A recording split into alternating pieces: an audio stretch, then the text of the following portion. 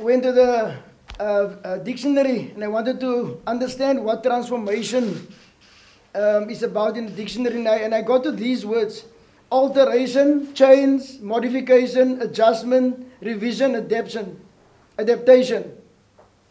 But this next few is the ones that actually blown my mind away. And I think this is where some of us are now again.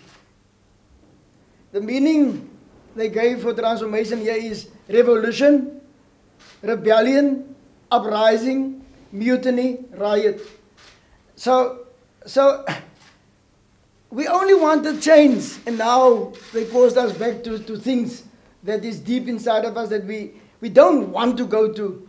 But because we lost our lives and paid that big price, we understand these things and we know how to go through these things. If two of our people are there, they have to adapt to the culture of what the sport is all about, what the team is all about.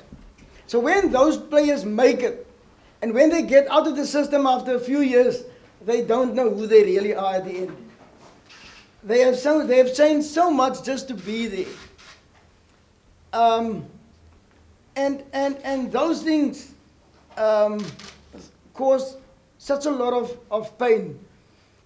Another place where they actually fooled us is when one player has to compete with another player in a team, and it must be a black player that compete against another black player. So if there's 14 positions or 10 that is, and from the 10, 1 they open for colors or blacks, the black people will fight for that one position, and then they knew that they wouldn't make it. The second place where they actually, and this is where we need to stop this whole thing, it's my view, and I think that's where we need to stop it.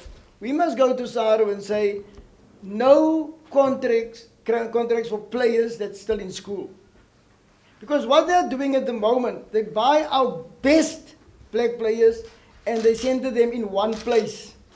So there will be 5 fly-offs, 10 scrum-offs in the same place. And 1 can only play. The other 4 will disappear. The other 9 will disappear. When I was the coach in 2005 of the under-21s, we won that World Cup in Argentina.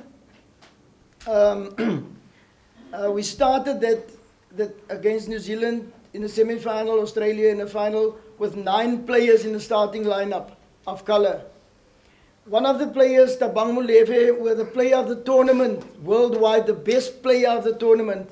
He came back, he never played provincial rugby. He never got a contract anywhere. After a few years, they started giving him one. I will never support another team, another country. I won't do it. But I don't need to support the Springboks. If this is how dishonest these people are, if this is how they take my intelligence as nothing. And the one thing we must understand, and I will say it here, and I'll say it bluntly, I did coach the Springboks, and I was proud to do it. It was a privilege, and it's still a privilege for me.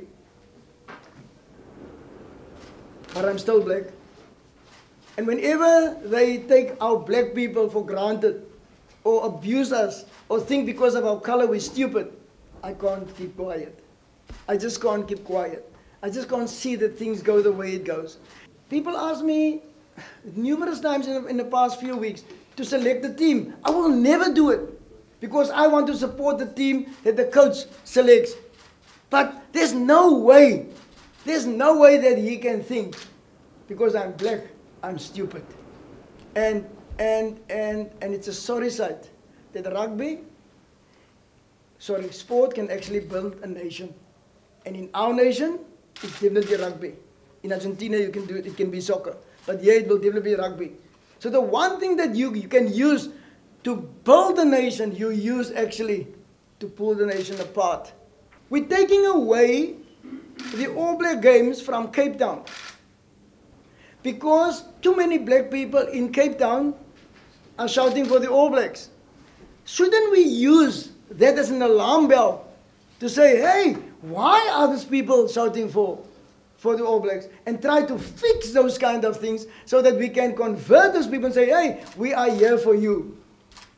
And we're not doing those kind of things.